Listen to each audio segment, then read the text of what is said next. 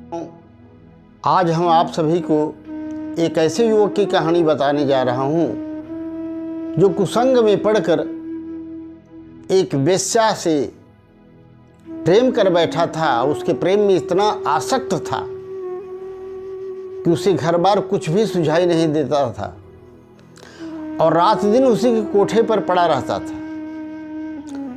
मित्रों, आज हम आपको जो हमारी वीडियो को देख करके कमेंट करते हैं और कुछ मांग रखते हैं तो उनका नाम भी बताऊंगा। और आपसे एक निवेदन है कि वीडियो देखने से पहले ही चैनल पर नए हैं तो चैनल को सब्सक्राइब कर लें और बेल आइकन की घंटी बजा दें, साथ साथ शेयर करें और कमेंट करें। तो आइए हम कहानी में प्रवेश करते हैं। मित्रों, बिल्वमंगल नाम का एक ब्राह्मण का लड़का था। युवावस्था आने पर वह कुसंग में पड़ गया। पिता ने उसे बहुत पढ़ाने लिखाने की चेष्टा की कि ब्राह्मण कुमार है, पढ़े लिख जाएगा तो आगे बढ़ेगा, गुजारा होगा, पर वह तो युवावस्था आते ही कुसंग में पड़ गया। एक दिन गांव में एक वेश्या का कार्यक्रम हुआ और उस वेश्या को देखकर उसके रूप पर इतना आसक्त हो गया, मोहित हो गया कि वह उसके पीछे पीछे उसके कोठे पर चला गया और दिन रात उसके कोठे पर ही पड़ा रहता। कभी कजात जबरदस्ती पिता बुलाते तो आता और फिर भाग जाता। उनके पिता ने सोचा कि इसका विवाह कर दें तो शायद सुधर जाए। एक सुंदर सुशील कन्या चरित्रवान देख करके उन्होंने उसकी शादी कर दी, पर उसका कोई सुधार नहीं हुआ। वह अब भी उस वेश्या के कोठे पर ही हमेशा पड़ा रहता और इसी चिंता में कुछ दिन के बाद उसके पिता की मृत्यु हो गई। और मृत्यु होने के बाद अब चूंकि वही एक संतान थी और संस्कार करे कौन पिता का, दाह संस्कार कौन करे, सारी क्रियाएं कौन करे। तो गांव वालों ने उसकी बहू से कहा तुम जाकर के उस वेश्या से निवेदन करो, वह उसकी बात मानता है और वह वेश्या कह देगी, आदेश दे देगी तो वह जरूर आएगा।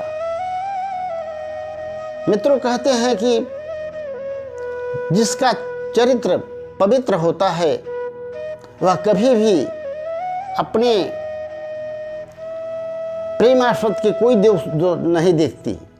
और वह उसकी पत्नी उस वेश्या के घर गई और हाथ जोड़कर के निवेदन किया कि इनके पिताजी का देहांत हो गया है और देवी आप कृपा करके इन्हें भेज दीजिए ताकि पिता का दाह संस्कार हो सके और अन्य मरणोपरांत जो भी संस्कार होते हैं वो करें। और तब वेश्या ने मन में विचार किया कि यह इसकी विवाहिता पत्नी है और फिर भी इसके लिए मुझसे भिक्षा मांगने आई है कि मेरे पति को मेरे भेज दिए।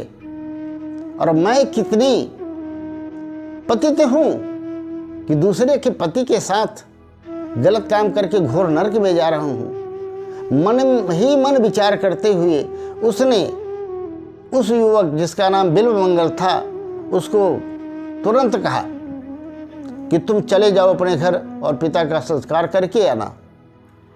वह घर आया, पिता का संस्कार हुआ और दिन बीत गया।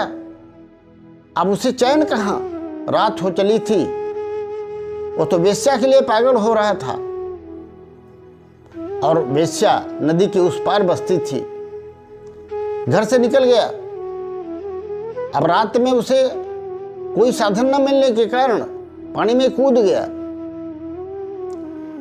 कुछ दूर तो चला पर उसके बाद तैरना आता था तो उसने लकड़ी का एक गट्ठर देखा कि लकड़ी का बहुत बड़ा टुकड़ा बहा जा रहा है, पकड़ लिया। और चूंकि वो प्रेम में अंधा था, उसे पता नहीं था कि लकड़ी, उसने लकड़ी ही समझा और उस पार चला गया। अर्धरात्रि हो रही थी और उसने देखा कि अंधेरे में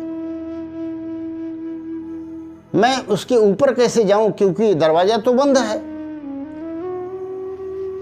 तभी अचानक बिजली कड़की और बिजली की चमक से उसने देखा कि एक रस्सी ऊपर से लटक रही है नीचे। उसने रस्सी समझ करके उसको पकड़ करके और सीधे ऊपर जा करके वेश्या के आंगन में कूद पड़ा। आवाज लगाई, वेश्या उठी। अब वह उसकी पत्नी से पहले ही प्रभावित हो चुकी थी और उसका मन विचलित हो चुका था इस कर्म से। वह अपने प्रति घृणित भाव रखने लगी थी। और जब देखा कि बिल्व मंगल अर्धरात्रि को कैसे आए, उसने कहा कैसे आए? बोले नदी में एक लकड़ी का गट्ठर मिल गया था, उसको पकड़ करके मैं उसके सहारे चला आया पार। अच्छा, तो ऊपर कैसे आए, अंदर कैसे आए? बोले तुम्ही तो रस्सी हमारे लिए नीचे लटका दी थी ना, उस रस्सी को पकड़ कर मैं आया हूं। उस वेश्या ने टॉर्च जलाई और देखा तो रस्सी नहीं, एक सांप था। और ऊपर से नीचे जब नदी में देखा तो किसी स्त्री की लाश थी वहां पे, वो लकड़ी नहीं थी। वेश्या ने डांटते हुए उसे कहा कि जितना प्रेम तुम मुझसे लगा रखे हो उसका 10वां अंश भी अगर भगवान में लगाते, बाकी बिहारी में लगाते, तो तुम्हारा जीवन धन्य हो जाता, कृतार्थ हो जाते तुम।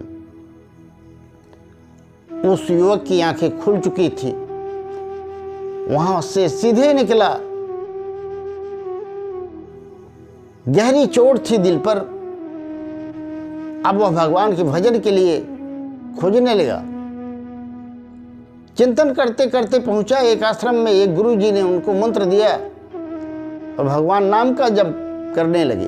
कुछ दिनों के बाद कहते हैं जब करते करते आदमी की वृत्तियां संयत होने लगती हैं, भगवान में चित्त लगने लगता है,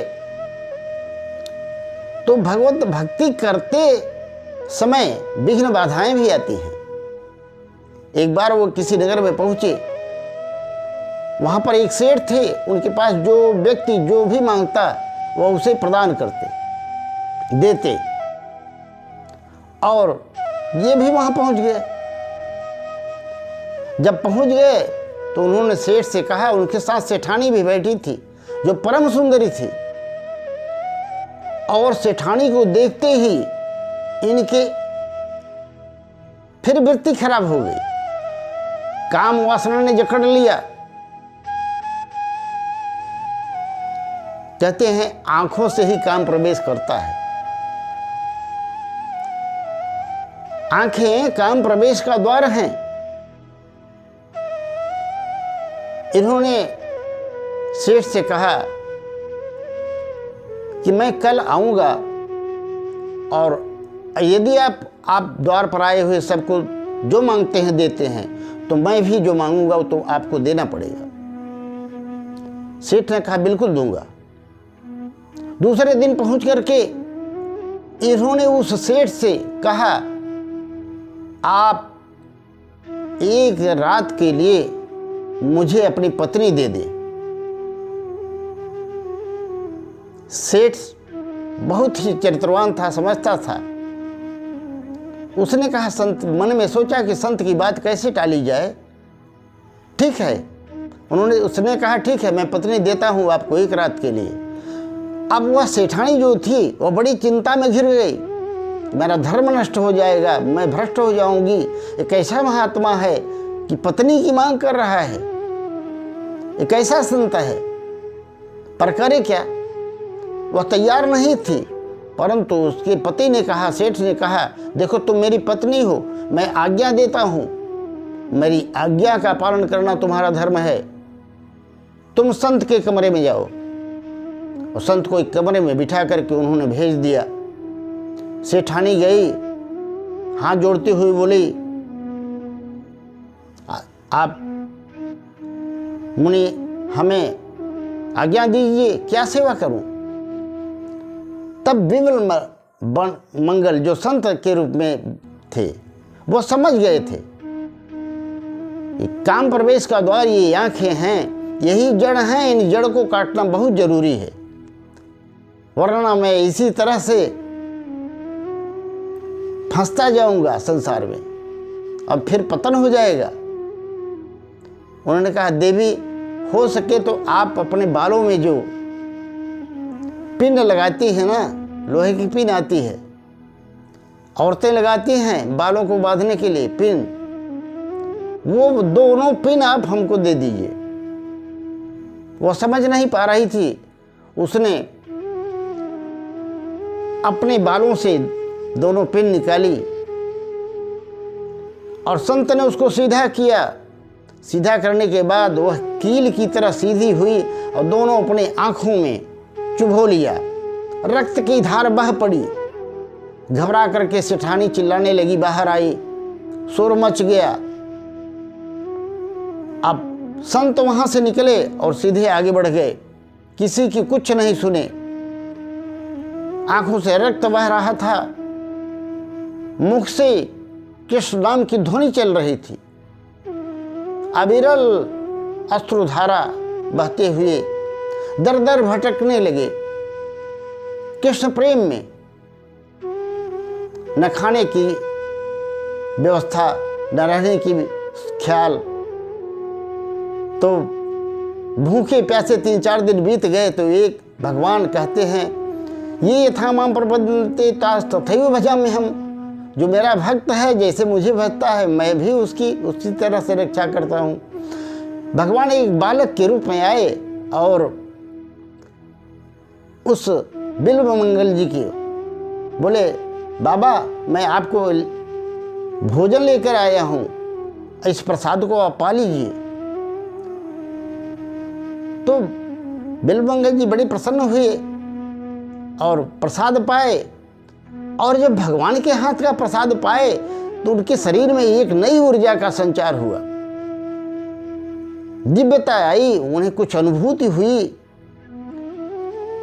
और बालक ने कहा मैं इसी तरह से आपको भोजन लाता रहूंगा। बोले आज बड़ी अच्छी बात है बेटा। तो वह प्रतिदिन भगवान भोजन लाते और वह भोजन करते। मन में विचार करने लगे किस बियावान में कौन हो सकता है जो मुझे भोजन ले आता है। और मन में विचार कर रहे थे कि मैं अंधा आदमी वृंदावन जाना चाहता हूँ बांके बिहारी के पास, पर मैं जाऊँ कैसे। वो भगवान सब समझ गए थे। तो भगवान आए तो बोले बाबा आप वृंदावन जाना चाहते हो तो मेरी लाठी पकड़ो, मैं आपको लिवा के चलता हूँ। तो लाठी पकड़ा दी भगवान ने अपनी, और भगवान आगे आगे और पीछे पीछे। बिल्वमंगल जाकर के वृंदावन पहुँचते हैं तो भगवान जो है बोले कि बाबा वृंदावन आ गए अब जाओ। तब तक बिल्वमंगल ने उनकी हाथ पकड़ ली। वो समझ चुके थे कि मेरा गोविंद ही है, इनके सिवा और कोई हो नहीं सकता जो मेरी इतनी मदद कर रहा है। तो भगवान ने कहा कि अब आप आ गए हो, आप वृंदावन में वास करो, भगवान का भजन करो। पर उन्होंने हाथ छोड़ा नहीं। भगवान ने कहा हाथ छोड़ दो, उसने कहा मैं अब नहीं छोड़ूंगा, अब जिंदगी में नहीं छोड़ूंगा, अंत समय तक नहीं छोड़ूंगा। लेकिन भगवान जिनकी शक्ति से सारा संसार चलता है, उनकी शक्ति के आगे किसकी क्या चलती है। जबरदस्ती हाथ छुड़ा के भाग गए और तब बोले कि हाथ छुड़ाए जा तो हो निर्बल जाए जान के मोह, और हृदय से जब जाओगे तो वीर बखानो तो है। इतना सुनना ही था कि भगवान वहां पर प्रकट हो गए। मित्रों, प्रकट होकर के भगवान ने दर्शन दिया और उनको दिव्य दर्शन प्राप्त हुए।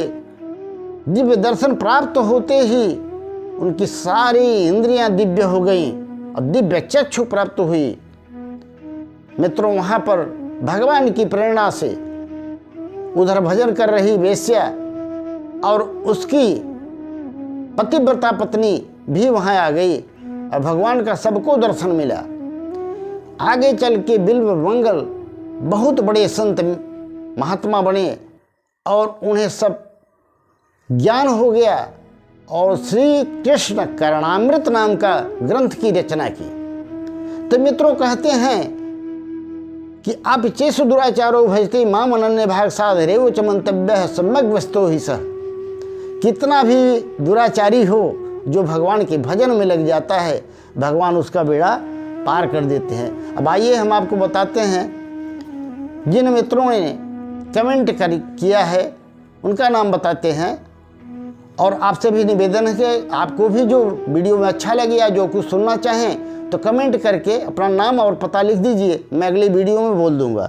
तो ये हैं मुकेश मराडिया, पता नहीं लिखा है, बाल मुकुंद गौर, थिएटर ग्रेट, बीट कुमार, राम मनोहर जायसवाल, इन लोगों ने बहुत ही सुंदर सुंदर कमेंट किए हैं।